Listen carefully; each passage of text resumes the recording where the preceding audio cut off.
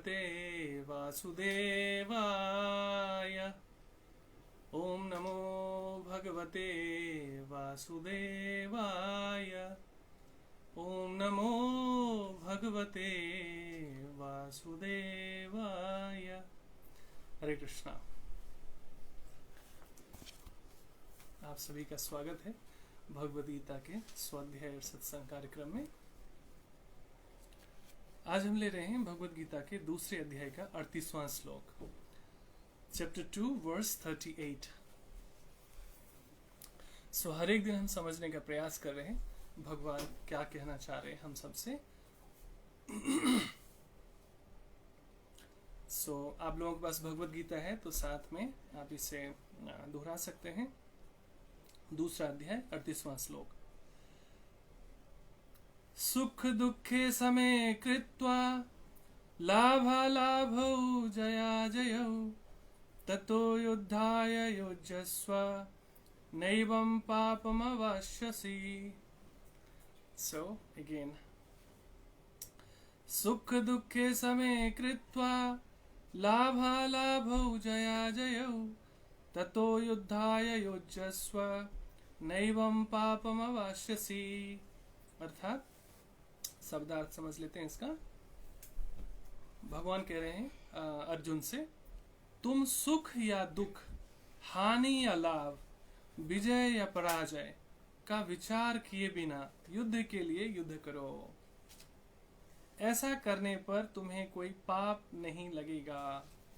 सो वास्तव में जैसा आपने देखा होगा, कभी किसी सेलिब्रिटी का इंटरव्यू होता है, कभी किसी टेलीविजन इंटरव्यू में आपने देखा होगा कि जो एंकर है वो क्वेश्चन करता है, वो प्रश्न करता है सामने वाले व्यक्ति से, और सुनने वाला व्यक्ति ये सोच सकता है कि ये तो अपने लिए पूछ रहा है, लेकिन ऐसा नहीं होता है। एंकर का आइडियली प्रश्न पूछना सामने वाले व्यक्ति से हम सब के लिए है, दर्शकों के लिए है। तो वैसे ही अर्जुन जो भी कोई प्रश्न करते हैं और भगवान जो भी प्रश्न का आंसर करते हैं, उत्तर देते हैं अर्जुन को, वो केवल अर्जुन के लिए नहीं है, वास्तव में हम सब के लिए है। तो अर्जुन तो बस एक माध्यम बने हम सब के लिए, लेकिन आज ही वो कल्याणकारी विद्या हम सबको सही मार्गदर्शन दिखा रही है। सो बहुत सुंदर एक एक श्लोक है। एक एक श्लोक में वास्तव में हम जीना सीख लें तो लगता है लाइफ डिवाइन हो जाती है, लाइफ मीनिंगफुल हो जाती है। सम दुखे समे कृत्वा लाभा लाभौ जया जय, बहुत ही प्रसिद्ध श्लोक है वास्तव में ये। ततो युद्धाय युज्यस्व नैवं पापम वास्यसि। तुम सुख या दुख, हानि या लाभ, विजय या पराजय का विचार किए बिना युद्ध के लिए युद्ध करो। ऐसा करने पर तुम्हें कोई पाप नहीं लगेगा, ये भगवान बता रहे हैं। सो यहाँ पर युद्ध वास्तव में देखें, आपको लगेगा कि अरे उस समय तो महाभारत की युद्ध चल रही थी, अभी हमारे जीवन में थोड़ी ना महाभारत है। लेकिन वास्तविकता यही है कि हम सब के जीवन में संघर्ष है और हम सब के जीवन में महाभारत है वास्तव में। तो उस महाभारत में हम कैसे विजेता बने, कैसे हम विपरीत परिस्थितियों में, विकट परिस्थितियों में भी कैसे उससे बाहर निकले विजेता बनकर, तो उसमें हमारे पास दो उपाय है। एक है कि हम अपनी सीमित बुद्धि से प्रयास करते रहे और बार बार परेशान होकर हारते रहे, गिव अप करते रहे। और एक है कि भगवान क्या कहते हैं, भगवान क्या कहना चाहते हैं, या भगवान का इंस्ट्रक्शन क्या है, उसके हिसाब से चले और जीवन में सफल होए, है ना। तो ये हमारे पास हम सबके चॉइस है। नहीं तो आप देखें ना, अर्जुन की जो स्थिति थी, अर्जुन कोई मूर्ख नहीं थे, इस वजह से भगवान ने उपदेश नहीं दिया था। Already college school pass out, Dronacharya के साथ ऑलरेडी गुरुकुल शिक्षा दीक्षा लेकर वो निकले थे। कोई नए नए व्यक्ति नहीं थे, already young guy, married person, बच्चे भी हैं उनके, पूरा एक लाइक सेटल पूरी फैमिली है ना। Well educated people you can say. जैसे हम लोग कॉलेज स्कूल पास आउट कोई हो तो हम कहते हैं कि अच्छा पढ़ा लिखा व्यक्ति है, लेकिन उसके बावजूद ये समस्या आ रही है उनको कि वो विचलित हैं, बिबिल्डर्ड है, गिव अप कर चुके हैं, देह थर थर कांप रहा है, गांडीव छूट रहा है, कह रहे हैं मैं भिक्षाटन कर लूंगा लेकिन युद्ध नहीं करूंगा, ये हमारे अपने हैं।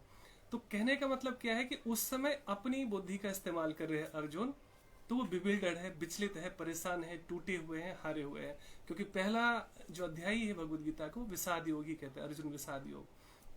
दूसरे अध्याय से भगवान मुस्कुराते हुए उनको आंसर कर रहे हैं। तो वास्तव में जब हम में से हर एक व्यक्ति कभी भी विचलित रहता है, परेशान रहता है, बिबिल्डर्ड रहता है, तो समझ में नहीं आता कि क्या करना चाहिए। तो खुद ही उपाय ढूंढना बहुत मुश्किल हो जाता है, इसलिए हमें एक्सपर्ट की सलाह लेनी चाहिए। और दुनिया भर में जितने भी रिसर्च स्कॉलर्स हैं उनका मानना है कि दुनिया में इससे बड़ी साइकोलॉजी की किताब कोई नहीं है भगवत गीता जैसी। सो कोई इसे केवल किताब माने, जैसे मैंने कल भी कहा, कई लोग कहते हैं कि ये तो किसी व्यक्ति ने लिख दिया होगा। जी हम कैसे माने, ये भगवान नहीं कहा है। एक मिनट के लिए मान लेते हैं कि किसी व्यक्ति ने लिखा है। वैसे इतिहास गवाह है कि महाभारत की रचना वेद व्यास जी ने की और उसी से निकली हुई है भगवत गीता। तो मान लेते हैं कि थोड़ी देर के लिए कि वेद व्यास जी एक साधारण व्यक्ति थे और उन्होंने ये मैनुअल लिखी। दूसरा एग्जाम्पल है कि आप कार लेते हैं या मोबाइल लेते हैं या कोई भी एक लैपटॉप लेते हैं, गजेट लेते हैं, तो आपको एक बुकलेट मिलती है। वो मैन्युफैक्चरर है, आप यूजर है, आप उपभोक्ता है, वो निर्माता है। तो निर्माता हमसे बेहतर जानता है, इसलिए तो उसकी मैनुअल की इंस्ट्रक्शन हम पढ़ते हैं। यदि अपनी मनमानी से हमने यूज करना शुरू किया कोई चीज बिना बुकलेट के गाइडेंस से, बिना प्रॉपर ट्रेनिंग के, तो हम किसी चीज का नुकसान कर सकते हैं, अपना नुकसान कर सकते हैं, किसी चीज का नुकसान कर सकते हैं। लेकिन वो मैनुअल पढ़ के हम जब भी चीजें यूज करते हैं तो बेहतर यूज करते हैं, बेहतर इस्तेमाल करते हैं। तो हम उस मैनुअल पे ट्रस्ट करते हैं, क्योंकि उसको भी किसी व्यक्ति ने ही बनाया। वो गाड़ी भी किसी व्यक्ति ने बनाया, उस मैनुअल को भी किसी एक्सपर्ट इंजीनियर टीम ने ही लिखा।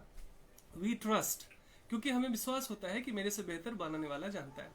तो इस शरीर का मैन्युफैक्चरर कौन है? इतना तो हम सब जानते हैं कि रचयिता है, वो निर्माता है हम सबका। तो वो हम उपभोक्ता है और वो मैन्युफैक्चरर है, तो वो मैन्युफैक्चरर हमसे बेहतर जानेगा ना। उन्होंने ये मैनुअल दिया, तो एक मिनट के लिए मान के चलते हैं कि ठीक है, ये भगवत गीता भगवान ने नहीं कहा। We trust, we 100% trust, we have no doubt. लेकिन यदि मान के चलते हैं किसी व्यक्ति ने भी लिखा, पूरी दुनिया जिसको मान रही है, यूनिवर्सिटी में जिसको पढ़ाया जा रहा है, पूरी दुनिया में इसके रेफरेंसेस लेकर कॉर्पोरेट वर्कशॉप्स हो रहे हैं, मैनेजमेंट की कोचिंग्स हो रही है, बहुत सारी चीजें हो रही है भगवत गीता का रेफरेंस देकर। ये कोई गुमनाम चीजें नहीं है, ये बहुत ही ऑथेंटिक मैनुअल है। किसी एक व्यक्ति का, राधे राधे प्रभु, किसी मैन्युफैक्चरर का एक गाड़ी लेते हैं आप, उसका मैनुअल लेते हैं और आप ट्रस्ट करते हैं कि ये मैनुअल के हिसाब से हमें चलना चाहिए तो गाड़ी हम ठीक से ड्राइव कर पाएंगे। पूरी दुनिया जिसको मानती है उसको यदि आप नहीं मानते, किसी व्यक्ति ने भी लिखा तो वो कोई साधारण व्यक्ति होगा नहीं, असाधारण व्यक्ति होगा, क्योंकि पूरी दुनिया इसको मानती है। पूरी यूनिवर्सिटी में हाईली एजुकेटेड लोग है ना, एक से एक सफल व्यक्ति, आप गांधी जी को ले लीजिए और बड़े बड़े साइंटिस्ट रहे, नाम गिनाने लगेंगे तो उसी में 1 घंटा चला जाएगा। आप गूगल कर सकते हैं कि कितने प्रसिद्ध लोगों ने भगवत गीता को फॉलो किया है और उनकी वजह से। गांधी जी यहाँ तक कहते थे कि ऐसा कभी नहीं हुआ मेरे जीवन में कि मैं गीता माँ के शरण में गया हूँ और वापस निरुत्तरा खाली हाथ वापस आया हूँ, ऐसा कभी नहीं हुआ। सब रैंडम इतना सुंदर है ना, आप कभी भी आप विचलित हो, परेशान हो, किसी भी गीता के किसी चैप्टर को निकालिए आप और बस आप 2 पेज पढ़ लीजिए, आपको लगेगा तो मिराकुलस है, लगता है मैं जो ढूंढ रहा था वही आंसर था इसमें लिखा हुआ, ऐसा मिराकुलस है। लेकिन मानो तो देव नहीं तो पत्थर, किसी व्यक्ति के लिए साधारण बुक होगी, हमारे लिए भगवत गीता डायरेक्ट भगवान की वाणी के रूप में हमारे पास उपलब्ध है। और वास्तव में ये राजविद्या राजगुह्यम है, ये वास्तव में राजर्षियों के लिए था, जो राज परिवार के लोग होते, जो लीडर्स होते थे, जो अचीवर्स होते थे, जो सक्सेसफुल पीपल होते थे, है ना, उनको बताने के लिए ये ज्ञान दिया गया था। और अर्जुन से पहले भी भगवान कहते हैं सूर्य के राजा जो वेबस्मान है उसको भी मैंने उपदेश दिया था, तो कि काल क्रम में लेकिन कई बार चीजें विलुप्त हो गई थी, तो भगवान ने पुनः भगवद गीता का ज्ञान दिया अर्जुन को।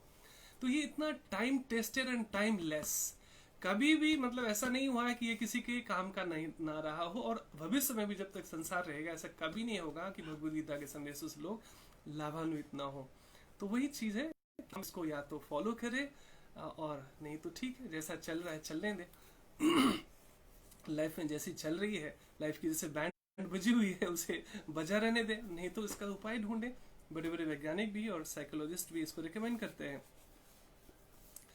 तो भगवान क्या कह रहे हैं, सुख दुखे समय कृत्वा लाभा लाभो जया जयो ततो युद्धा युजस्व नैवम पापो वाश्यसी। अर्थात तुम सुख या दुख, ये भगवान कह रहे हैं अर्जुन को, हानि लाभ विजय तथा पराजय के विचार किए बिना युद्ध के लिए युद्ध करो, ऐसा करने पर तुम्हें कोई पाप नहीं लगेगा। तात्पर्य श्री प्रपाद द्वारा, श्री प्रपाद की जय। सो गुरुजनों को प्रार्थना है, ओम अज्ञानतिमिरान्धस्य ज्ञानांजन शलाकया चक्षुरुन्मिलितं येन तस्मै श्री गुरवे नमः। वाञ्छाकल्पतरुभ्यश्च कृपा सिन्धुभ्य एव च पतितानां पावनेभ्यो वैष्णवेभ्यो नमो नमः।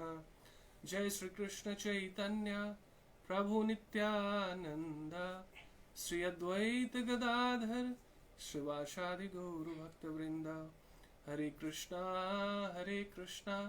कृष्ण कृष्ण हरे हरे, हरे राम राम राम हरे हरे। नमो विष्णुपदाय कृष्णपृष्ठाय भूतले श्रीमति भक्ति वेदांत स्वामी नित्य नामिने। नमस्ते सरस्वती देवी गौरवाणी प्रचारिणे, निर्विशेष शून्यवादी पाश्चात्य देश तारिणे। हरे कृष्ण। सो तात्पर्य आज हम समझते हैं श्री प्रभुपाद क्या कहते हैं।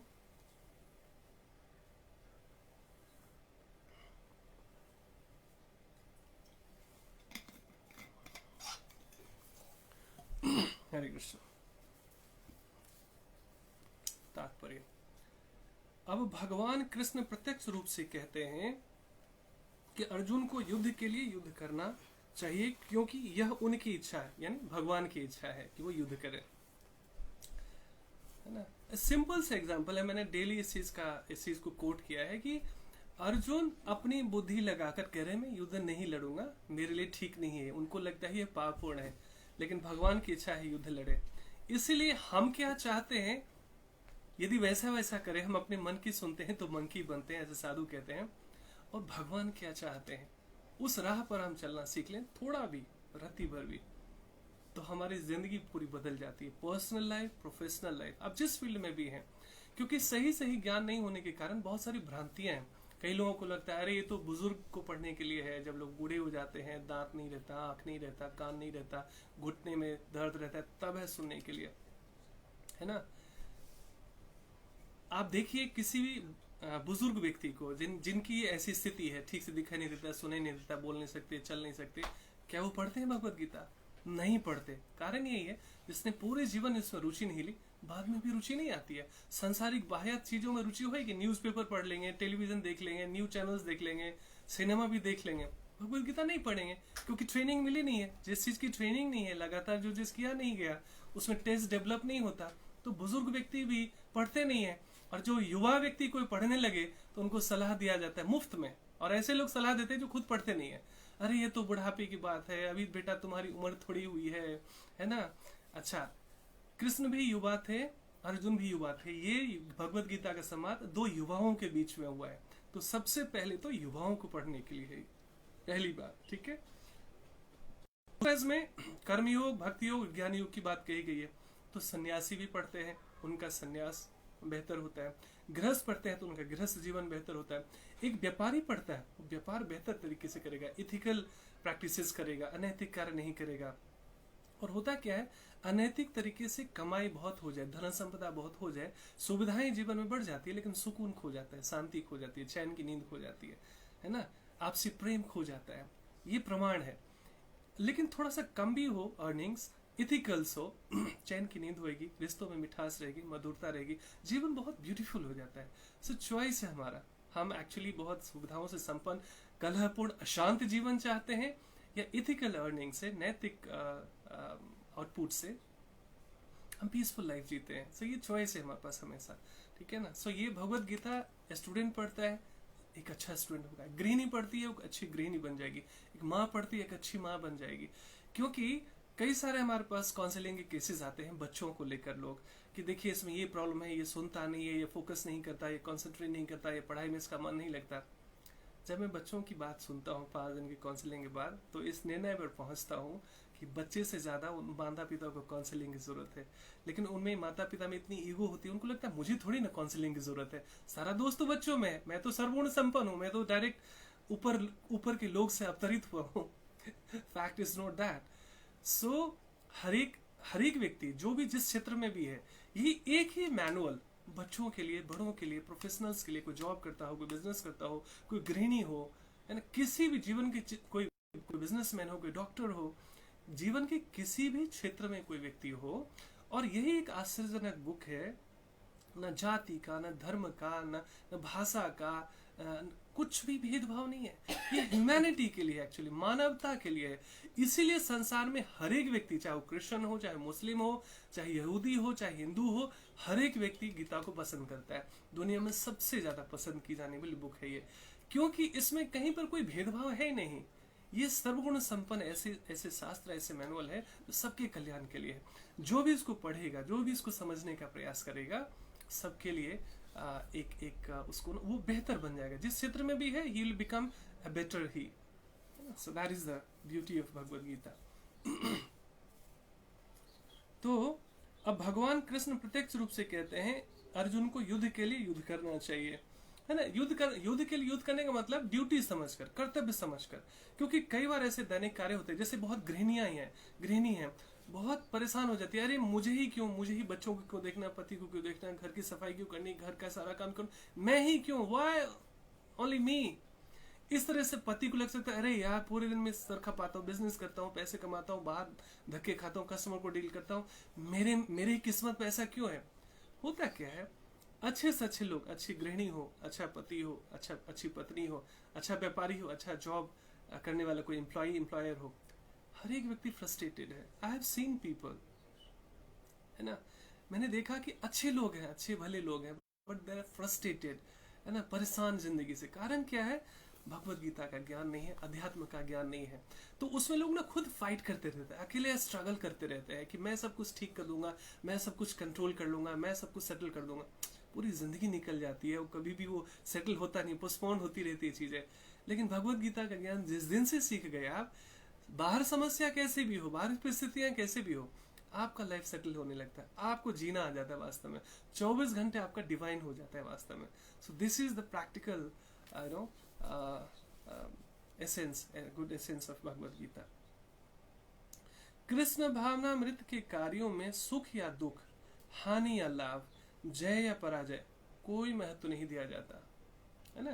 क्योंकि जब तक जीवन है, जैसे प्रतिदिन दिन होती है तो रात भी होता है ना, सर्दी आती है तो गर्मी का मौसम भी आता है ना, गर्मी के बाद फिर बरसात का भी मौसम आता है ना, ये ऑब्वियस है, वी हैव एक्सेप्टेड दिस। कोई व्यक्ति उसमें डिप्रेशन में चले जाए, हाय ठंडी क्यों आ गई है, गर्मी क्यों आ गई है, बारिश क्यों आता है, नथिंग विल वर्क। उसके फाइट करने से, स्ट्रगल करने से कुछ नहीं होने वाला। मौसम अपने समय पे आएगा जाएगा। तो जो व्यक्ति इसको स्वीकार कर चुका है उसके लिए सब कुछ ठीक है। ठंडा है तो थोड़े से कपड़े डाल लेंगे ना, ठंड से नहीं लड़ सकते, ठंड से बच तो सकते हैं ना। सो बाहर की समस्या से हमें कोई बाधा नहीं रह जाती। हम देखते हैं कि उपाय क्या करना है। ठंड है तो थोड़ा सा ज्यादा जैकेट पहनेंगे, थोड़ा सा हीटर जला लेंगे, थोड़ा सा उपाय कर लेंगे, यही तो है ना। और गर्मी होगी तो गर्मी का उपाय करेंगे, बारिश होगी तो भाई रेनकोट ले लेंगे, छाता ले लेंगे, कुछ भी उपाय करेंगे, काम तो कोई रुकता नहीं है। तो ये परिवर्तन से जो मोहित नहीं होते, जो परिवर्तन से जो स्ट्रगल नहीं करते, स्वीकार कर लेते इस जीवन के सारे चैलेंजेस को, उनका जीवन डिवाइन रहता है। नहीं तो पूरे जीवन में स्ट्रगल चलती रहती है, चाहे बच्चे को लेकर, पति को लेकर, पत्नी को लेकर, माता पिता को लेकर, जॉब को लेकर, बिजनेस को लेकर, पॉलिटिक्स को लेकर, किसी न किसी चीज को लेकर अनावश्यक लोग फाइट करते रहते हैं। सो क्या है, जो भी बेस्ट उपाय है, जब बाहर आपको लगे बारिश नहीं रुक सकते तो उसका साधन कीजिए ना कि बारिश में काम भी नहीं रुकना चाहिए, मैं भींगू भी नहीं, और थोड़ा बहुत तो भींगना, कितना भी आप रेनकोट डाल ले, कितना भी आप छाता ले ले, थोड़ा बहुत तो भींगे। वैसे ही क्या होता है, भक्त के जीवन में क्या होता है, क्यों दुख नहीं होता, उनके जीवन में भी सुख और दुख आता है, उनके जीवन में भी जीवन मृत्यु, है ना, लाभ हानि, दिन रात ऐसा होता है, ऐसे संघर्ष उनके जीवन में होता है।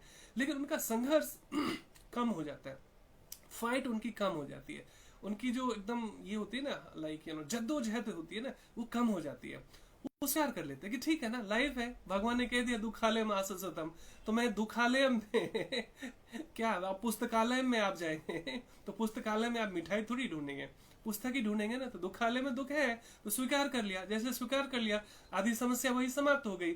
बाकी जो चीजें है उसको डील करना सीख गए धीरे धीरे, स्वीकार करते ही आधी समस्या तो वैसे गायब हो जाती है।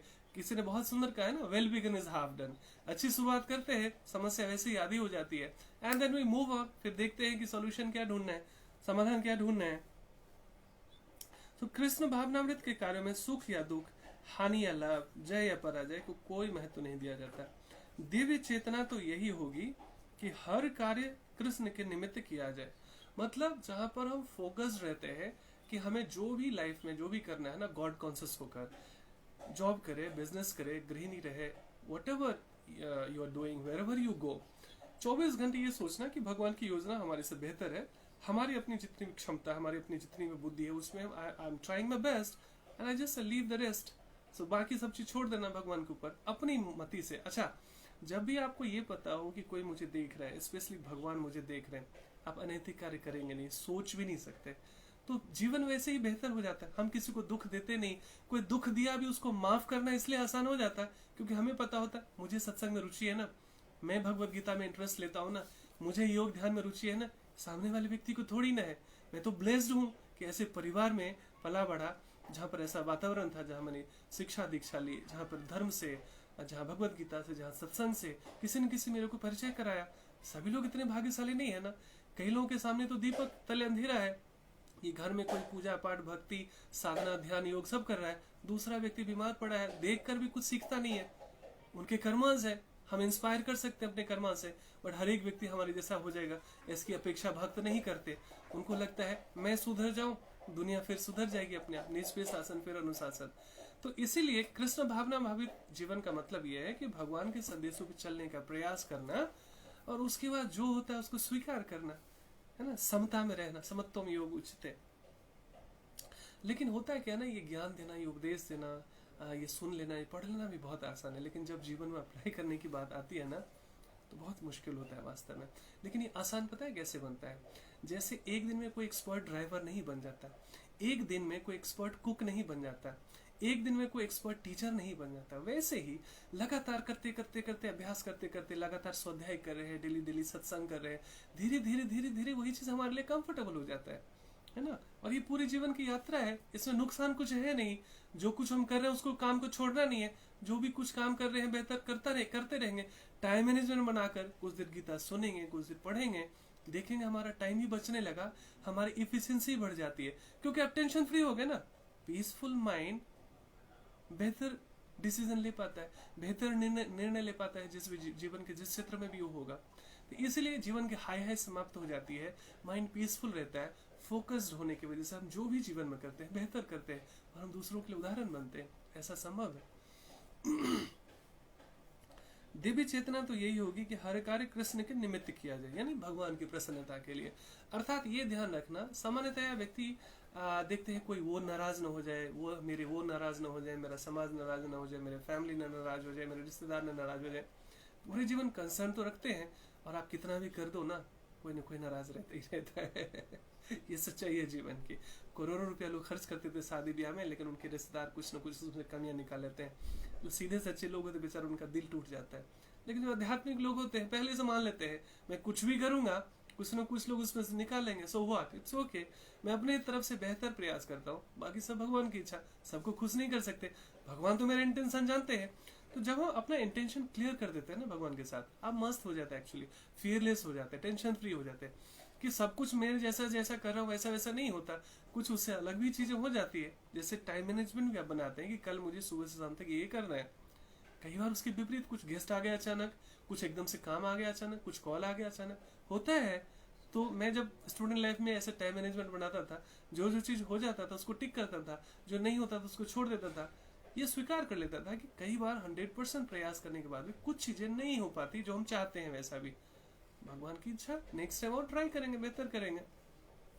सो वैसे ही so do the best and leave the rest. तो ऐसे भगवान के भक्त मस्त रहते हैं वास्तव में, इसी के कारण। इसका मतलब ये एरोगेंस नहीं है, इसका मतलब ये नहीं कि वो लोगों की परवाह नहीं करते। मैंने बताया कि जैसे अच्छे लोग दुखी रहते हैं, यानी मोड ऑफ पैशन वाले, और मोड ऑफ गुडनेस वाले 100% सेटिस्फाइड रहते हैं। तो ये 50% है, ये 100% है। तो 100 जैसे ही हुआ तो 50 तो उसमें आ ही गया। तो जो भगवान के भक्त होते हैं, जो आध्यात्मिक लोग होते हैं, बाय डिफॉल्ट वो अच्छे लोग तो होते ही होते हैं, लेकिन ऐसे अच्छे लोग होते हैं जो ना दुख लेता है ना दुख देता है।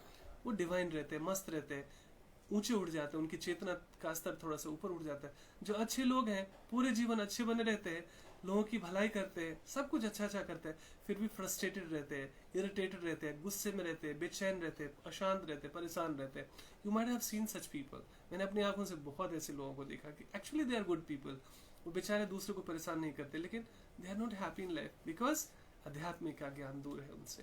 है ना, और उनको लगता है मैं सब कुछ ठीक कर लूंगा। ऐसा कभी होता नहीं है। जैसे अर्जुन को लगता था ना कि मैं युद्ध नहीं करूंगा तो सब कुछ ठीक हो जाएगा, लेकिन भगवान को पता था कि सही क्या है वास्तव में। तो भगवान का ज्ञान जैसे अर्जुन फॉलो करते हैं, चीजें वास्तव में ठीक हो जाती है, नहीं तो वो फाइट ही करते रहते।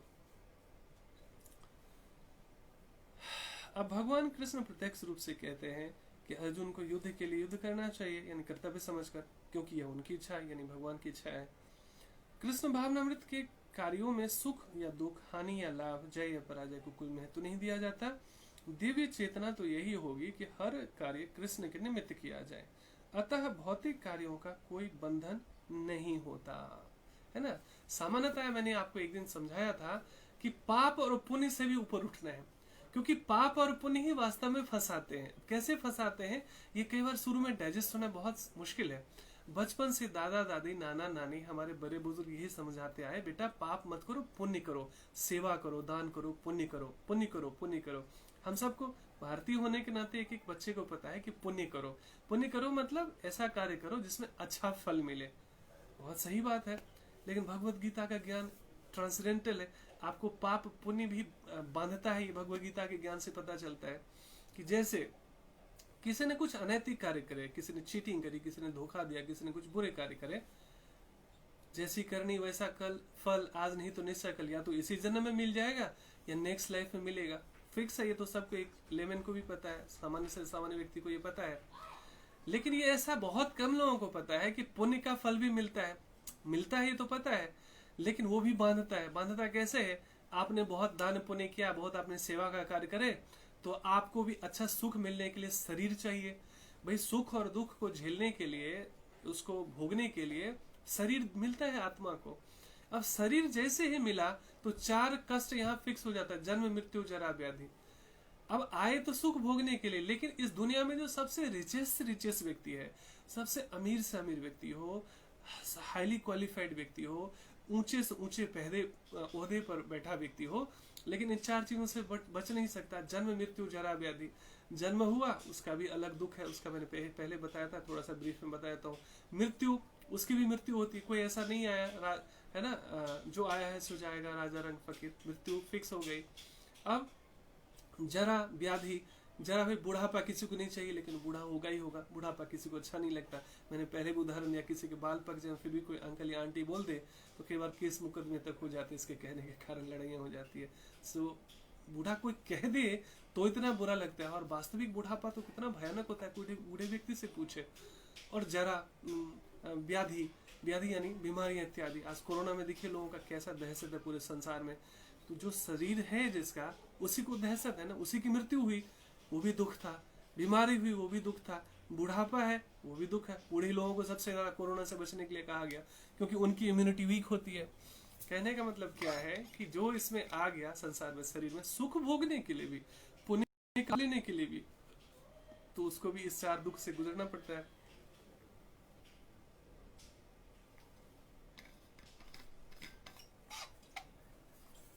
जो मेरे पुराने अभ्यासी हैं उनके मन में प्रश्न नहीं होगा, लेकिन जो नए लोग हैं उनके मन में प्रश्न होगा। इसका क्या मतलब, पुण्य ना करें, अच्छा कार्य ना करें, सेवा का कार्य ना करें, दान ना करें? ये इसका आंसर नहीं है। इसका आंसर ये है कि और बेहतर सेवा करें हम, और अच्छे से करें, लेकिन एक ऐसा उपाय है जिसमें आप बंधते नहीं हैं। बंधते मतलब बार बार यहाँ पर जन्म लेना, बार बार जन्म मृत्यु जरा व्याधि के चक्र में फंसना, उसी को बंधना कहते हैं। इसी को बद्ध जीव और बद्ध जीवन कहते हैं। इससे मुक्ति के लिए केवल साधन उपलब्ध है मनुष्य के पास। मनुष्य के जीवन में ऐसी चेतना हमारी उन्नत होती है जहां पर हम पाप पुण्य, है ना, स्वर्ग नर्क और आध्यात्मिक लोक की चर्चा करते हैं, जानते हैं। तो हम इस बंधन से, इस बद्ध जीवन से हम मुक्त कर सकते हैं खुद को। ऐसा संभव है। कैसे? जो भी आप पाप तो करेंगे नहीं, जो भी कोई भगवान का भक्त होगा, आध्यात्मिक व्यक्ति, पाप करेगा ही नहीं, केवल पुण्य ही करेगा वो। क्योंकि भगवान की इच्छा से कुछ भी करते हैं वो पुण्य होता है। भगवान, अर्जुन तो युद्ध कर रहे थे, कई लोगों का वध किया उन्होंने, कई लोगों की जो है कई लोगों के प्राण ले लिए, लेकिन वो पाप में नहीं फंसे। क्यों? क्योंकि भगवान की इच्छा थी। तो भगवान की इच्छा से जो भी हम कुछ कर्म करते हैं तो धर्म बन जाता है। जैसे मिलिट्री कोई जैसे मान लीजिए कि कोई विदेशी हमारे देश पर हमला करता हो, कोई आतंकवादी हमला करता हो, मिलिट्री यदि उसको मार गिराती है तो उसको पुरस्कार मिलता है। है ना। लेकिन वही व्यक्ति अगर छुट्टी काट के घर में आए और अपने पड़ोसी से लड़ाई हुई और अपने पड़ोसी को गोली मार दे तो उसको जेल मिलेगा। एक तरफ 5-10 आतंकवादी को उड़ा दिया बॉर्डर पे तो उसको पुरस्कार मिला, प्राइज मिला, पैसे मिले, नाम मिला, सम्मान मिला, और एक सिर्फ एक व्यक्ति को गोली मार देता है अपने पड़ोस में, छुट्टी काट कर आया तो उसको सजा मिलती है, जेल मिल जाती है। क्यों? क्योंकि एक ऊंचे आदेश से किया गया। देश का जो शीर्ष पे बैठा व्यक्ति है, राष्ट्रपति है, प्रधानमंत्री है, ऊंचे पदाधिकारी है, उसके आदेश से किया और नैतिक कार्य किया, धर्म रक्षा के लिए, आत्मरक्षा के लिए धर्म युद्ध किया, उसको पुरस्कृत किया गया। और एक अपनी बुद्धि का इस्तेमाल किया कानून विरुद्ध था, उसको जेल जाना पड़ा। सीधा सा एग्जाम्पल है। ऊंचे आदेश से यानी भगवत गीता आदेशों से हम जब जीना सीखते हैं तो पाप पुण्य से परे हो जाते हैं। तो जब आप अच्छा भी कार्य करें, बुरा तो करेगा नहीं कोई अच्छा व्यक्ति, आध्यात्मिक व्यक्ति और भक्त, कोई बुरा तो करेगा नहीं, पाप तो करेगा नहीं, तो ऑब्वियस है, इसमें कहने की भी कोई बात नहीं है। पुण्य भी करेगा तो भगवान को अर्पित करके कि हे प्रभु तेरा तुझको अर्पण, क्या लागे मेरा, सब कुछ तो आपका है प्रभु। आंखें, ये बुद्धि, ये शरीर, ये धन, ये वैभव, ये घर, ये रिश्तेदारी, ये नातेदारी, सब कुछ तो आपका दिया हुआ, मेरा है क्या? तो तेरा तुझको अर्पण, क्या लागे मेरा। तो जैसे ही इस अकर्ता भाव में हम जब पुण्य भी करते हैं कि पुण्य का मुझे लाभ नहीं चाहिए, है ना, तो भगवान निर्णय लेते हैं बेहतर कि हमें क्या करना चाहिए। तो जब सब कुछ हम इसको बोलते हैं अकर्ता भाव में कर्म करना, ये अकर्म भी कहते हैं। कर्म, विकर्म और अकर्म, 3 कैटेगरी है कर्म के।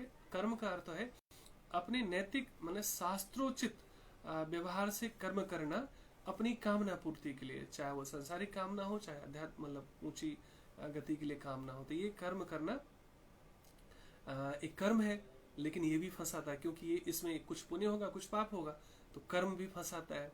तो क्या नहीं फंसाता? दूसरा आता है विकर्म। विकर्म है मतलब धर्म विरुद्ध कर्म करना, सिंफुल एक्टिविटीज, पाप पूर्ण कार्य करना, जो हमें फंसाता है संसार में, हमें सजा देता है संसार में, आज नहीं तो कल फिक्स है। एक है अकर्म। अकर्म है मतलब अकर्ता भाव में कर्म करना कि हे प्रभु मेरा है क्या, सब कुछ इस शरणागति के भाव में, तेरा तुझको अर्पण, क्या लगे मेरा।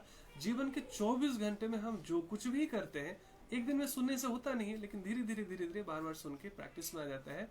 तेरा तुझको अर्पण, क्या लगे मेरा। जब हम इस कॉन्शियसनेस में जीने लगते हैं, वास्तव में इसको अकर्म कहते हैं या निष्काम कर्म कह सकते हैं।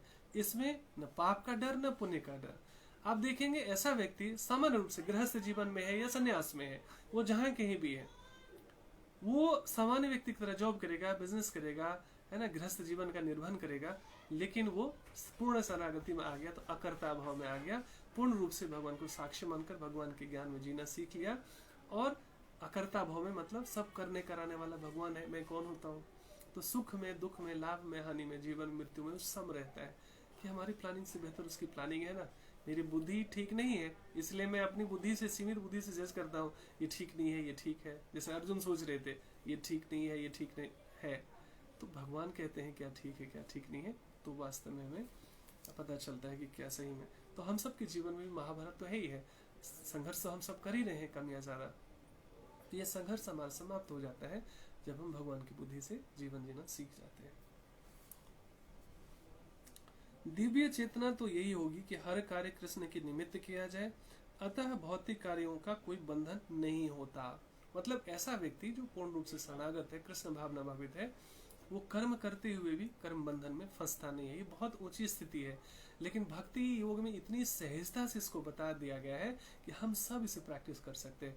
बस बार बार इसे याद दिलाने की, स्वाध्याय से, सत्संग से, साधना से बार बार खुद को रिमाइंड दिलाना है। और अकेले की यात्रा है नहीं, मिलके संग में जब हम सत्संग में इस यात्रा में आगे बढ़ते हैं तो जीवन हमारा बेहतर हो जाता है, डिवाइन हो जाता है और हम बंधन मुक्त हो जाते हैं। जो कोई सतोगुण या रजोगुण के अधीन होकर अपनी इंद्रिय तृप्ति के लिए कर्म करता है, उसे अच्छे या बुरे फल प्राप्त होते हैं। मैंने अभी अभी चर्चा किया। देखिए 2 चीजें होती है, या तो व्यक्ति सतोगुण में कर्म करेगा या रजोगुण में कर्म करेगा। रजोगुण में कर्म करने का मतलब यह है लोगों के दिखावे के लिए, लोगों को इम्प्रेस करने के लिए जितना हम कार्य करते हैं वो वास्तव में रजोगुण का है ना। समाज सेवा करना, लोक सेवा करना, लोकहित का कार्य करना, जो कुछ भी है, कुछ खाना खिलाना, कपड़े बांटना, कुछ बुराई नहीं है। जो कहीं ना कहीं हम लोकहित के लिए, मतलब लोकहित के लिए करते हैं, लेकिन उसमें इंटेंशन रहता है how to impress people, how to impress society, how to impress friends and family. तो ये रजोगुण में किया गया एक्चुअली सेवा। और एक सतोगुण में है। सतोगुण में ये है कि हम लोगों के दिखावे के लिए नहीं करते, लेकिन पुण्य के लिए कार्य करते हैं कि स्वर्ग मिल जाए, मेरे को पुण्य मिल जाए, मेरे को मुक्ति मिल जाए, ये भी तो कामना हो गई ना। तो ये सतोगुण के कर्म है तो अच्छा, लेकिन ये भी बंधन का कारण बनता है, क्योंकि स्वर्ग में भी जाके बाद में आपको वापस मृत्यु लोक में आना पड़ेगा। इसका उदाहरण ये है कि मान लीजिए कि आप कहीं पे जॉब या बिजनेस करते हैं और आपने बहुत अच्छा टारगेट अचीव किया, तो आपको गोवा का या स्विट्जरलैंड का या किसी भी जगह का एक टूर आपको मिल गया। आप टूर पे चले गए फैमिली हॉलीडे पे, 1 वीक के लिए, 1 महीने के लिए, जितने दिन के लिए। लेकिन हॉलीडे समाप्त होने के बाद आप कहाँ वापस आओगे? अपने घर ही वापस आओगे ना। तो वैसे ही जो आपने पुण्य किए हैं उसका जब फल समाप्त हो जाता है, जब आप पुण्य भोग चुके होते हैं, तो वापस आपको फिर वहीं गिरना पड़ता है। तो ये ऐसा आध्यात्मिक लोग है जहाँ पर जाके गिरना नहीं पड़ता। वो तभी संभव है जब हम पूर्ण रूप से कृष्ण भावना भावित हो जाए, अकर्ता भाव में कर्म करें, तो पाप पुण्य से हम ऊपर उठ जाते हैं। फिर तेरा तुझको अर्पण क्या लगे मेरा, मैं वहां हट जाता है, तो फिर कोई कामना नहीं रहती है। देखिए, आप अच्छा करते हैं इतना तो पक्का विश्वास होना चाहिए। संसार नोटिस करे न करे, वो हमें देख रहा है, उसके गुड अकाउंट में मैं आ रहा हूँ, तो मेरे से बेहतर मैनेजर है ना, वो मेरे से बेहतर सोच सकता है। कल मैं एक ना इंटरव्यू देख रहा था बोमन ईरानी का, तो उन्होंने कहा कि मैं फोटोग्राफर था, सिंपल सा, बहुत कड़की से मतलब जीवन जी रहे थे वो। तो फोटो खींच खींच कर बेचते थे, तो 20 रुपये 25 रुपये ऐसे मिलते थे उनको फोटोग्राफर के रूप में। तो बहुत दिन सोचते सोचते, पहले मेरे ख्याल से पता नहीं, वो छोटी सी वो खाखड़ा फाफड़ा जो जो गुजराती फूड शॉप होती है, उसी छोटी सी दुकान थी उनकी पैतृक, उसी में काम करते थे। उनको लगा कि मेरे को ना, मैं बोर हो गया, मेरे को कुछ अपना करना चाहिए। तो उनको लगा मैं फोटोग्राफर बन सकता हूँ। तो उन्होंने कैमरा खरीदा और क्या कहते हैं कि ऐसे ऐसे धीरे धीरे धीरे छोटी छोटी कमाई शुरू हो गई। तो उनको लगा कि नहीं, इतने से भी मतलब काफ़ी नहीं है, मतलब आई शुड ग्रो, मेरा टैलेंट है, लेकिन मुझे लगता है कि मैं लिमिटेड हूँ। लेकिन पैसा नहीं था इन्वेस्टमेंट के लिए। तो एक बड़ा सा कोई वर्ल्ड कप हो रहा था, उसमें अप्रोच कर रहे थे कि मुझे ऑफिशियल फोटोग्राफर में सेलेक्ट किया जाए। तब उसमें तो एक से एक ब्रांडेड स्टैब्लिश लोग आते हैं, नए बंदे को कौन पूछता है। पर जैसे न जैसे करके चैलेंज करते करते करते करते बहुत टेस्ट में पास होते होते उनको ऑफिशियली हाँ बोल दिया गया। तो उसमें कोई फॉरेन टीम था, उनके साथ इनकी बात हुई, तो और उन्होंने कहा कि मेरे 3 फोटो आने चाहिए इस पोज में पर्टिकुलर। उसको कई मैगजीन्स में देना था। He was a good player actually. So challenging था उनके लिए। तो उन्होंने पूछा कि आप चार्जेस क्या करोगे। अब सोचिए ना, 20 30 25 रुपए में कोई काम करने वाला व्यक्ति एक इंटरनेशनल खिलाड़ी से पूछ रहा है, तो क्या बोलेगा। अब इसको पता तो था नहीं कि रेट्स क्या बोलूं मैं। कम बोलूंगा तो बोलेगा अरे यार ये तो बहुत ही चीप है बंदा, इसका मतलब इसका काम आता नहीं है, इसका क्वालिटी तो अच्छा होगा नहीं। और यदि बहुत ज़्यादा बोल दूंगा तो कहेंगे अरे इंटरनेशनल इतने सारे फोटोग्राफर्स हैं, उनके चार्जेस तो कम है, ये तो बहुत ही ज़्यादा ही मांग रहा है। तो बहुत लो मांगूंगा तो भी गए, बहुत ज़्यादा मांग दूंगा तो भी गए। तो क्या बोलना चाहिए वहाँ पर? स्मार्टनेस, कई बार कहते हैं ना भगवान ददा में बुद्धि होगम। तो उन्होंने कहा कि ऐसा है सर कि मुझे आप जो भी इंटरनेशनल रेट्स देते हैं, आप तो दुनिया भर में खेलते हैं, जो भी इंटरनेशनल रेट्स चलता है वो मुझे आप दे देना। बात हो गई। जाहिर सी बात है कि अब इन्होंने क्या, घर आके देखा कि कहीं मैंने ज्यादा तो नहीं, मतलब कम तो नहीं बोल दिया या कुछ गलत तो नहीं बोल दिया, तो देख लेता हूँ इंटरनेशनल रेट्स क्या है। तो उन्होंने देखा या तो $100 है या फिर $60 है। तो कैलकुलेट करने लगे इंडियन मनी से, $60 का इतना होगा, $100 का ऐसा होगा, और 3 फोटो, तो या तो मुझे $180 मिलेंगे या मुझे $300 मिलेगा। उनको इंडियन रुपीज में डिवाइड किया। था, ही वाज सो चीयरफुल, बहुत खुश थे। यस, इतना तो मुझे मिलेगा ही, तो मैं ये कर लूंगा वो कर लूंगा। और एक एक फोटो की वो ड्रीम कर रहे थे, ऐसा हो जाएगा वैसा हो जाएगा। कैसे कैसे करके finally he click the three photographs. उस समय में इतनी एडवांस टेक्नोलॉजी नहीं थी, पूरे बॉम्बे में कह रहे थे एक ही था जहाँ पे प्रिंटिंग होती थी, फिर उसको स्कैन करके भेजना पड़ता था फॉरेन कंट्री में इसको। तो ये इनके बहुत व्यवधान आए, फाइनली उन्होंने भेज दिया। तो उन्होंने बोला कि मेरा टीम है इंडिया में ही, अभी आप उस स्टूडियो में जाओगे तो आपको पैसे मिल जाएंगे। तो फिर उन्होंने पूछा कि yes what about the charges. बोला सर ये I have shared you international rates, जो भी आपका इंटरनेशनल रेट है उसमें आप पे कर देना। तो बोले ठीक है, आई एम पेइंग $300। तो वो जोड़ ही रहे थे कि अच्छा मतलब $60 मिलेगा या $300 मिलेगा। उन्होंने कहा कि yes, so you will get $900। मतलब ये सोच रहे थे कि $100 पर क्लिक मिलेगा, लेकिन वहां पर पता चला इंटरनेशनल रेट उनके हिसाब से $300 पर क्लिक था, यानी 3 फोटोग्राफ्स के उन्होंने $900 दिए। ठीक है, उसके बाद फिर अगले महीने एक चेक आया, तो उनको लगा ना मैं ऑलरेडी पैसा ले चुका हूँ, he was not at home, तो उन्होंने घर में फ़ोन किया, घर में उनकी वाइफ ने फ़ोन किया कि ना एक ना $900 का ना चेक आया हुआ है, तो क्या करें। उन्होंने कहा नहीं नहीं, उसको हम कैंसिल कर देंगे, अरे मैं पैसा ऑलरेडी ले चुका हूँ, सो अनएथिकल नहीं करेंगे काम, उनको वापस कर देंगे या उनको हम डिस्ट्रॉय कर देंगे चेक को, हम इन्फॉर्म कर देंगे। ठीक है, जब घर आए तो उन्होंने देखा, बहुत खुशी हुई, $900 का चेक। शुरू में आप समझ सकते हैं स्ट्रगल के दिनों में कितनी बड़ी वैल्यू होती है उसकी। तो कहने का मतलब वो स्कैन करके रख रहे थे, बाद में उनसे कंफर्म हुआ कि किसी मैगजीन ने वो फोटो छापा था, उसका मैगजीन वालों ने पेमेंट किया था। तो पता चला ऐसे करके हर एक महीने जितनी बार वो मैगजीन में छपता था वो फोटो, उतनी बार उनको $900 के चेक आते थे। पता नहीं मैं किस उदाहरण से ही लेना शुरू किया, लेकिन कहने का मतलब ये है कि कई बार ये स्मार्टनेस जो है ना, ये भी भगवान कई बार देते हैं कि उन्होंने 25 रुपीज नहीं मांगे, उन्होंने 100 रुपीज नहीं मांगे, उन्होंने कहा इंटरनेशनल रेट्स, ऐसे उसमें बुद्धि आई and he got that money. So better है कि हम बेहतर है भगवान को पे ट्रस्ट करें and he can plan our life better. And वो कैसे बेहतर हो सकता है ये हम भगवद गीता संदेशों से सीख सकते हैं, समझ सकते हैं। तो जो कोई सतोगुण या रजोगुण के अधीन होकर अपने इंद्रिय तृप्ति के लिए कर्म करता है उसे अच्छे या बुरे फल प्राप्त होते हैं, किंतु जो कृष्ण भावनामृत के कार्यों में अपने आप को समर्पित कर देता है वह सामान्य कर्म करने वाले के समान किसी का कृतज्ञ या ऋणी नहीं होता। मतलब इन सब चीजों से उठ जाता है व्यक्ति वास्तव में, है ना। मतलब किसी भी ऋण से और कृतज्ञता से ऊपर, मतलब पाप पुण्य से ऊपर उठ जाता है। सो भगवद गीता का जो पूरा संदेश है ना यही है, न पाप में फंसना है न पुण्य में फंसना है, पाप पुण्य से भी वास्तव में ऊपर उठ जाना है। सो यही भगवद गीता का संदेश है। धीरे धीरे इसके स्वाध्याय से और सत्संग से इसको समझने का प्रयास करते हैं।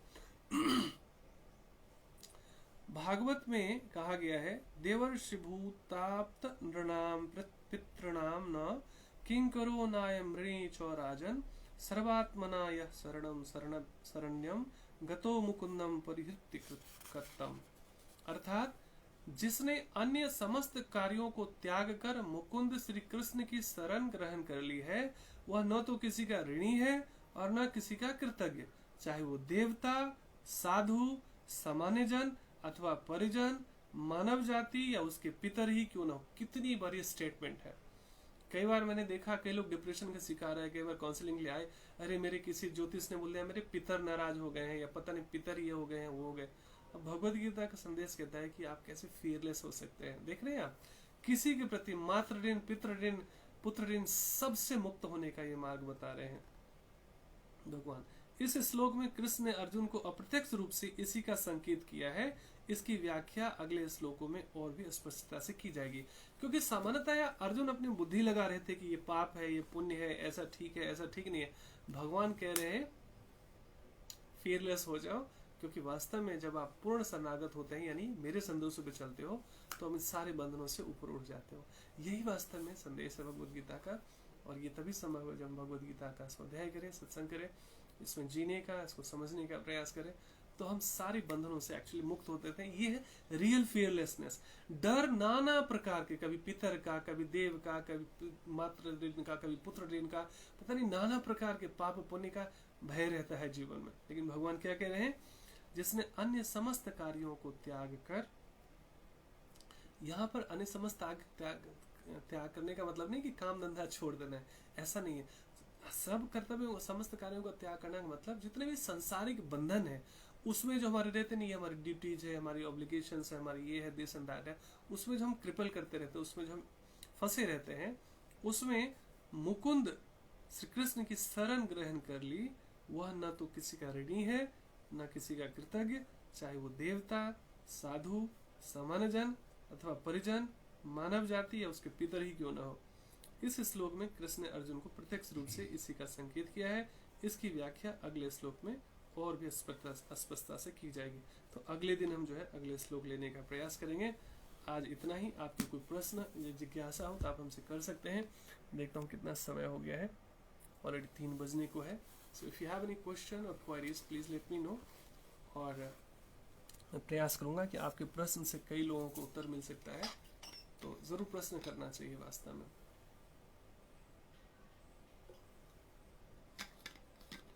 ऐसा देखा गया है कि मंदिर में जाकर या सत्संग में जाकर यदि कोई प्रश्न ना कर रहा हो ना, तो दो चीजें हो सकती है कि लंबे समय तक सत्संग में आते हैं तो उनके कई सारे प्रश्न अपने आप समाप्त हो जाते हैं।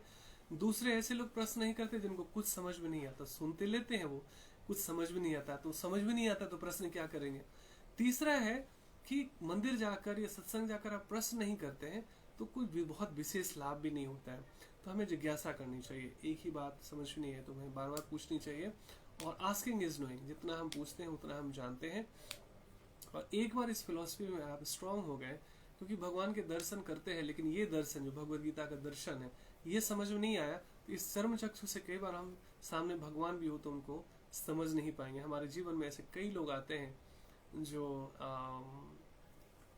साक्षात हो सकता है भगवान के रूप हो, लेकिन हमारी ऐसी दिव्य दृष्टि, ऐसी आध्यात्मिक दृष्टि विकसित नहीं होती है, इसलिए हम उनको नहीं पहचान पाते, नहीं समझ पाते।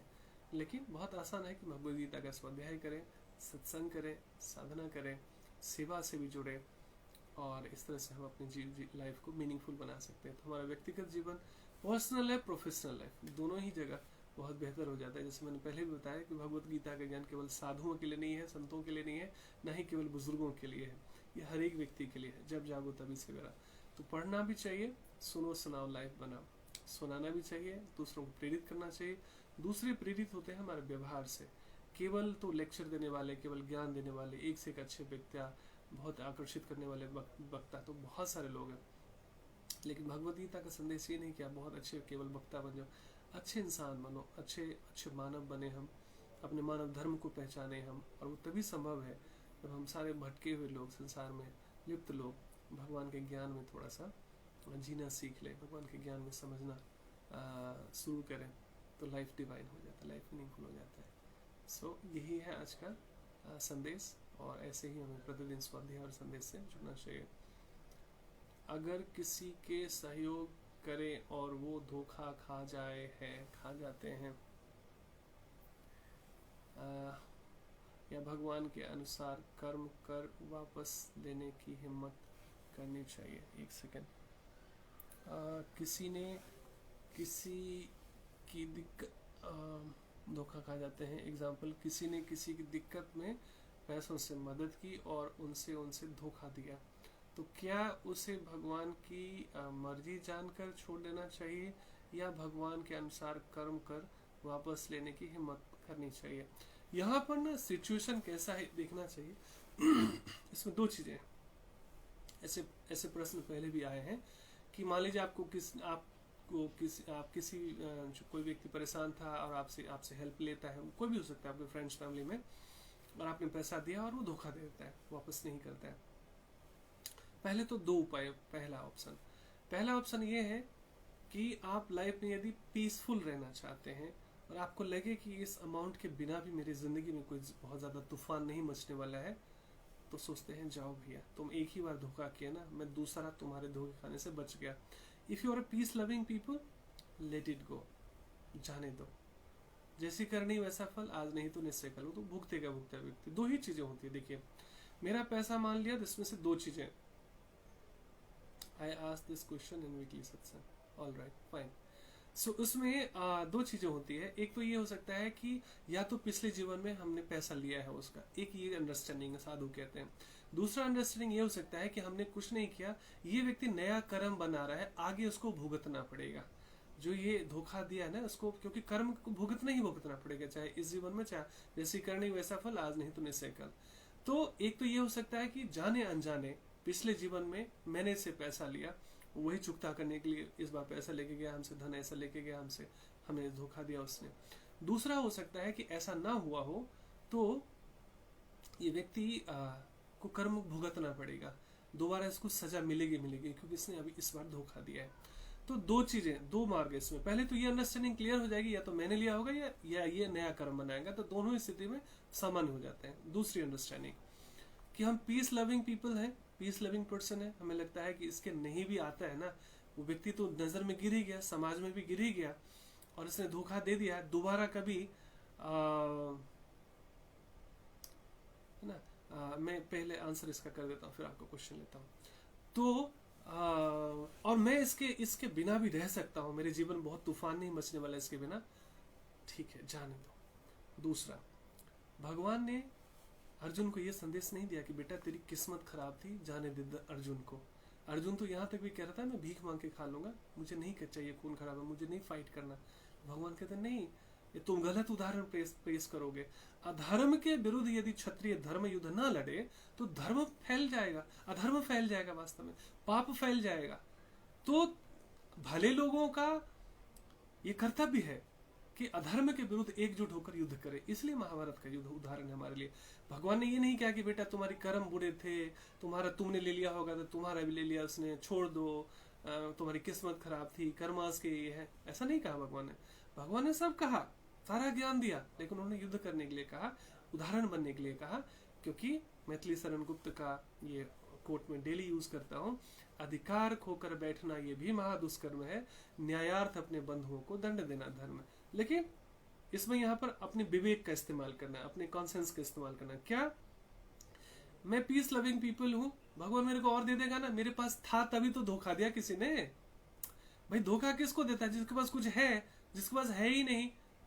कहते ना मतलब नंगा नहाएगा क्या, निचोड़ेगा क्या, ऐसी ऐसी कहावतें आती है। तो जिसके पास है नहीं उसको कौन धोखा दे? उसके पास है ही नहीं, मेरे पास था, मैं कैपेबल हूँ, धन्यवाद भगवान। जाने दो ना कितने लोग धोखा देते हैं, अरे वो अपना कर्म बना रहा है, मेरे को भगवान और पैसा दो और लोग धोखा दे, क्या फर्क पड़ता है? की फर्क पड़ता, मैं और लोगों को पैसा दूंगा, मैं और लोगों की हेल्प करूंगा, जाने दो, तुम जानो, तुम अपना कर्म बनो, मैं अपने कर्म बना रहा हूँ, ठीक है। और मैंने एक बार सचेत दे दिया कि आपको वो भी पैसा देना है, तभी सोचना है कि किसी और ने मतलब ये भगवान का पैसा है, मैं बीच में से हट जाता हूँ, कर्म बंधन से मुक्त हो गए आप, ठीक है। एक तो ये है पीस लविंग, दूसरा है फाइट, मुकदमा करना पड़े, पंचायत बिठाना पड़े, 10 लोगों को बिठाना पड़े, बात करेंगे, प्रयास करेंगे, बार बार प्रयास करेंगे, लेकिन अनासक्त होकर। भगवान ने क्या कहा? युद्ध करो बट फल की चिंता मत करो, हार जीत से ऊपर उठकर, जय पराजय से ऊपर उठकर। ऐसे ही जीवन में हम जो भी संघर्ष करें ना, भगवान को साक्षी बनाकर, हे प्रभु मुझे नहीं पता क्या सही क्या गलत, मैं आगे जो करने जा रहा हूँ ये पता नहीं सही भी है कि गलत है, मुझे कुछ पता नहीं, लेकिन मैं यदि ऐसे व्यक्ति को सिखाऊंगा नहीं, सबक नहीं सिखाऊंगा, ये किसी और को भी धोखा देगा। लेकिन मैं करता नहीं हूँ, मैं सिखाने वाला नहीं हूँ, मैं किसी को राह दिखाने वाला नहीं हूँ, आप हैं, लेकिन मैं प्रयास करता हूँ।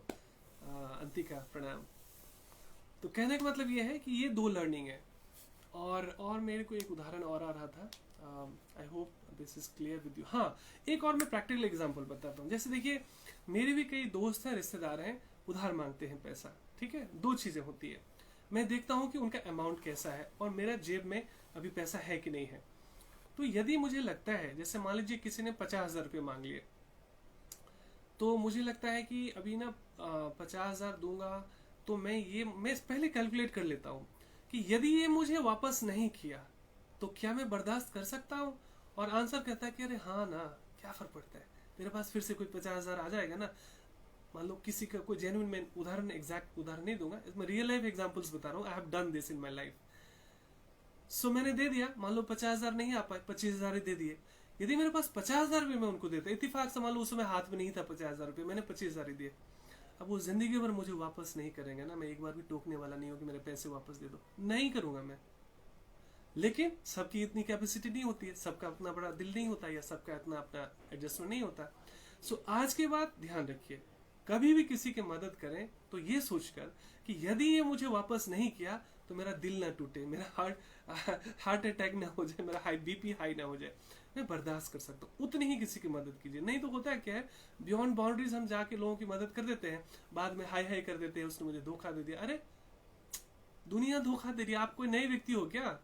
दुनिया धोखा दे रही है, इसमें व्हाट्स न्यू इन दैट। सो जब भी कभी किसी को पैसा दो, कोई भी करीबी से करीबी व्यक्ति हो, ये मान के चलो धोखा दे सकता है, क्या मैं झेल सकता हूँ? क्या मेरा बीपी हाई तो नहीं होगा इसकी वजह से, मेरा हार्ट अटैक तो नहीं होगा इसकी वजह से? और आंसर है कि हाँ ठीक है, इतना पैसा कोई बात नहीं भी देगा ना, भगवान मुझे और दे देगा ना। और एक्चुअली मैं बताता हूँ आपको, जो जितने हेल्पिंग होते हैं ना, भगवान उनकी कैपेसिटी और बढ़ाते हैं। आपका जो धोखा देना, कई गुना पैसा भगवान इनडायरेक्टली आपको दे देते हैं, चिंता मत करना। सो जरूर फाइट कीजिए कि पैसा वापस आ जाए, लेकिन इसके लिए स्ट्रेस डिप्रेशन में नहीं जाना। मैंने कई लोगों को देखा, हार्ट अटैक आ गया, लिटरली 2 करोड़ रुपया मार लिया, कोई 5 करोड़ रुपया मार लिया, सोच सोच के बेचारे नींद की गोली खा रहे, नींद नहीं आ रही, परेशान। अरे क्यों? एक तो पैसा भी गया ना, जिंदगी बचेगी, कई पैसा आ जाएगा, भाई आपके पास था तो दे दिया 2 करोड़ ना, भगवान से प्रार्थना करो मेरे पास और 50 करोड़ दो ना, मैं 2-2 करोड़ बांटता रहूं। धोखा देते रहे, धोखा देने की जात धोखा देने वाले समझे, उनके कर्माज उनके समझे, मेरे को भगवान सक्षम बनाया, तभी तो मैं किसी को दे पा रहा हूं ना। तो ये मैं बहुत प्रैक्टिकल एग्जांपल, ऐसे एक एग्जांपल है, मेरे को किसी दोस्त ने बताया कि मुझे 10,000 रुपया चाहिए और बहुत बुरी स्थिति में थे बेचारे, वो हो सकता था कि वो वापस ना भी करे। मैंने देखा कि अभी 10,000 दूंगा तो थोड़ा सा ज्यादा हो जाएगा, तो मैं 5,000 मेरे पास, मैंने कहा 5,000 में भेज देता हूँ। तो भाई किसी और से उन्होंने और व्यवस्था कर ली होगी, मैंने 5,000 भेज दिया। मुझे जिंदगी में वापस नहीं करते, मैं एक बार भी मांगता नहीं कि मेरे पैसे वापस कर दो। इत्तेफाक ये है कि उन्होंने पैसे वापस कर दिए। सो दे दिया तो भी ठीक है, नहीं दिया तो भी ठीक है। तो आज के बाद किसी भी, मैं केवल पैसे की बात नहीं कर रहा हूँ, देखिए हर एक व्यक्ति, लगभग जीवन में हर एक अच्छे व्यक्ति को मैंने इस बात को लेकर परेशान देखा कि मैं तो उनकी इतनी मदद किया, मैंने उनकी ये कर दी, मैंने उनका ये कर दिया, मैंने उनका ये कर दिया, उन्होंने ऐसा नहीं किया। अरे सब लोग आप ही की तरह नहीं हो सकते, सब लोगों के कर्मास अलग अलग है, सब लोगों की चेतना अलग अलग है ना। इसलिए वो अपने हिसाब से व्यवहार करेंगे। दुख तब होता है जब हम सोचते हैं सब मेरे जैसा ही क्यों नहीं है। नहीं हो सकता ऐसा, आप हैं, वो है, भगवान ने सबको अलग अलग गढ़ा है। और कुछ लोग ऐसे ना धोखे देकर ना हमें कई बार बड़े धोखे से बचा देते हैं। मेरे को दिल्ली में जब नया नया आया था ना, तो मैं एक बैंकिंग सर्विस में था, तो एक बेरोजगार व्यक्ति मिल गया। सर स्मार्ट सा हट्टा कट्टा बंदा, सर मुझे ना जॉब नहीं मिल रही, इंटरव्यू में नहीं मिल रहा। मैंने उसको बैंकिंग दे दिया, भैया तुम जाओ वहां पर, तुम्हें जॉब मिल जाएगी, वहां वैकेंसीज थी, मुझे पता था। नहीं सर, मुझे आप ही के साथ ट्रेनिंग लेना है सर, और मैं किसी क्लाइंट के पास किसी डील पे आया हुआ था। तो नहीं सर, मुझे आपके साथ में एक दिन रहूंगा ना, मेरा कॉन्फिडेंस आ जाएगा। जी जी जी जी जी।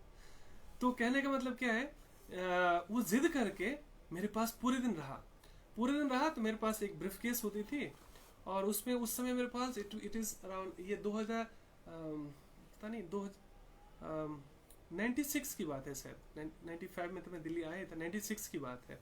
तो 96 में ऐसे था, मेरे पास ना समझ लो कि 3-3.5 हजार रुपये पैसे कैश पड़े हुए थे, तो ब्रीफ केस में ही पड़ा हुआ था।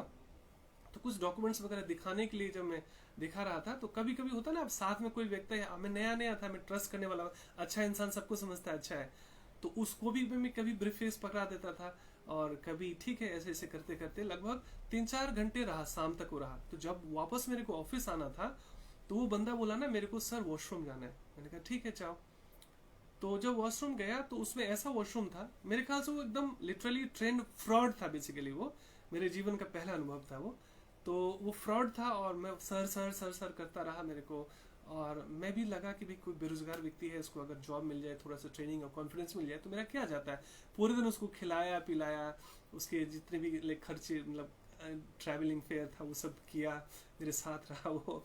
और एक समय ऐसा हुआ कि वो बोला कि सर मेरे को वॉशरूम जाना है, और मैंने देखा 3-4 मिनट हो गए, वापस नहीं निकल रहा बंदा। तो वहाँ 2 वे था वो, मतलब इधर से निकल के उधर से भी निकल सकता है व्यक्ति, पब्लिक टॉयलेट था वो। तो मुझे लगा ना मजाक कर रहा है, शायद ये लुका छुपी का खेल खेल रहा होगा। 96 की बात है, दिल्ली की। तो मैंने देखा कहीं है नहीं, मेरे को थोड़ा डाउट गया कि मेरे डॉक्यूमेंट्स वगैरह थे, मेरा पर्स भी था, कहीं वो तो नहीं गायब कर दिया। तो मैं कहीं एक बार रुक के ना देखा, पूरा ब्रीफकेस चेक किया, तो मैंने देखा ना उसमें से पैसे गायब थे, सामान गायब नहीं था, लेकिन 3-4 हजार रुपये ऐसे कुछ थे, वो गायब था। मेरे लिए उस समय 3-4 हजार रुपये ऐसा था जैसे आज की डेट में 40,000 रुपये हो। मेरे लिए बड़ा अमाउंट था, I was very new in the city that time. तो पहली बार भगवान ने धोखा देकर मुझे ये सिखाया कि बेटा डोंट ट्रस्ट एवरीवन। रोड पे चलते हुए किसी भी अरे गरे व्यक्ति पे ट्रस्ट मत कर लो, वो सर करके आपका गला काट सकते हैं, आपको कुछ भी नुकसान पहुंचा सकते हैं। उस दिन के बाद मुझे नहीं याद है कि मुझे किसी ने धोखा दिया, लेकिन फिर भी कई सारे होते हैं ट्रस्ट में आपके, तो अपने नोइंग फ्रेंड्स एंड फैमिली में भी कई बार होता है कि कई बार ट्रस्ट पे कुछ भी हेल्प लेते हैं और बाद में लौटाते नहीं, या कुछ भी करते हैं। तो अब मैं रिग्रेट नहीं करता हूँ। मेरे को पहले लगा था कि ये ऐसे लोग होते हैं, वैसे लोग, अब मैं रिग्रेट नहीं करता। मुझे लगता है भगवान मुझे खूब दो ना, और खूब धोखा देने दो लोगों को, रहेगा तो धोखा देंगे ना। मैं 1 रुपया भी लेके आया था क्या संसार में, जाऊंगा तो भी तो 1 रुपया लेके जाऊंगा नहीं। जो दिया, जो लिया यहीं से लिया, जो दिया यहीं पे दिया। तो फिर जब ऐसी मति में आप जीते हैं ना, हम मस्त रहते हैं। तो आज से आगे जब भी किसी की आप मनसा वाचा कर्मणा, मन शरीर से, धन से, तन से, मन से, जिसकी आप कभी भी हेल्प करें, ये मानकर कि यदि मुझे वापस नहीं भी मिला तो मैं, इट्स ओके फॉर मी, मैं बर्दाश्त कर सकता हूँ, कर सकती हूँ, ऐसा करके यदि आप करते हैं तभी मदद कीजिए। नहीं तो आप अच्छा बन के भी बुरे बन जाते हैं वास्तव में। कई दोस्ती, कई रिश्तेदारी खत्म हुई है, बर्बाद हो गई, केस मुकदमे हो गए इसी लेन देन के चक्कर में। तो इसलिए किसी की इतनी मदद मत करो कि आपको अफसोस होना पड़े, है ना। गलत लोगों के साथ अच्छे भी कल कई बार भुगत जाते हैं। हाँ वो तो होता ही है ना। कहते ना वो आटे के साथ, वो गेहूं के साथ घुन भी पीसता है। तो कई बार, कई सारे ऐसे उदाहरण है, तो होता है। सो वास्तव में कौन अच्छा कौन बुरा, ये हमें भगवद गीता से समझना चाहिए। वास्तव में बोला केवल अच्छे लोग जो हैं वो बेचारे दुखी रहते, परेशान रहते हैं, है ना। और हमें आध्यात्मिक बनना है, अच्छा नहीं बनना है। मैं बार बार, जब आप लक्ष्मी जी शालीमार बाग में थे तभी मैं यही कोटेशन करता था कि हमें अच्छा नहीं बनना है, हमें आध्यात्मिक बनना है।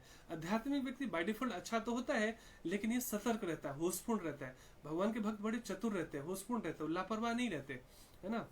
और कोई धोखा भी दे तो उनपे हंसी आती है उनको, कि अरे देखो इनको पता ही नहीं कि अपने बैड कर्मस बना रहे हैं, इनको लग रहा है मैं धोखा दे दिया, चीट कर दिया। कई बार तो ऐसा है हमारे लाइफ में, मैंने देखा, जैसे मुझे याद है मेरे गांव में एक नींबू का ऐसा पौधा है जो 365 दिन फलता है, पूरे साल फलता है, बहुत रोड के साइड में है। तो मेरे फादर को ऐसे प्लांटेशन का, बहुत नारियल का पेड़, नींबू और शरीफा, इसका बहुत फल और फूल और पौधे बहुत लगाने में बहुत शौकीन था। उनके साथ साथ मैं भी असिस्ट करता था उनको, तो मुझे प्लांटेशन में आज भी मेरे को भी शौक है।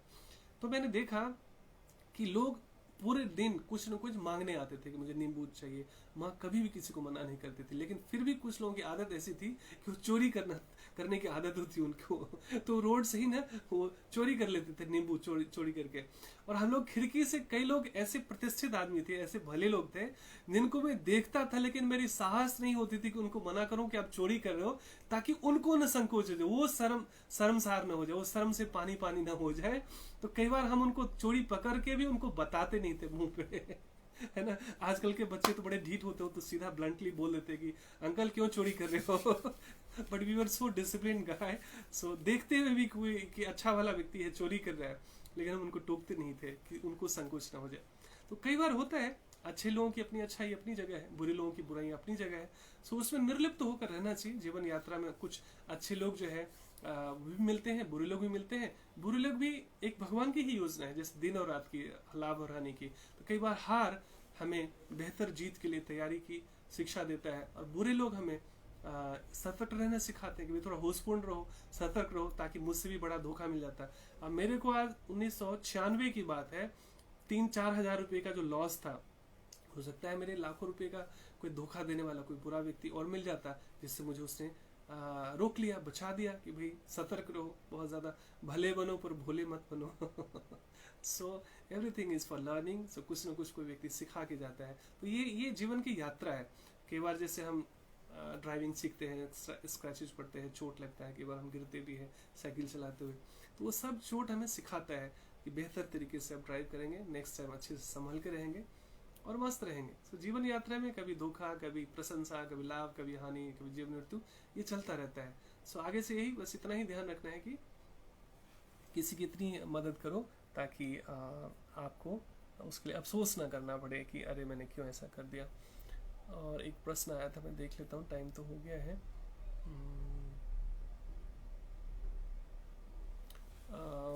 अगर हम लोग किसी को गिफ्ट में गीता देते हैं और वो लोग गीता पढ़ते भी नहीं हैं और सही जगह पे नहीं रखते हैं, क्या इसमें हम पाप लग सकता है? नहीं नहीं नहीं, ऐसा कुछ नहीं है। देखिए होता क्या है कि आपने जिसको गीता दिया ना, आपने अपना कर्म किया।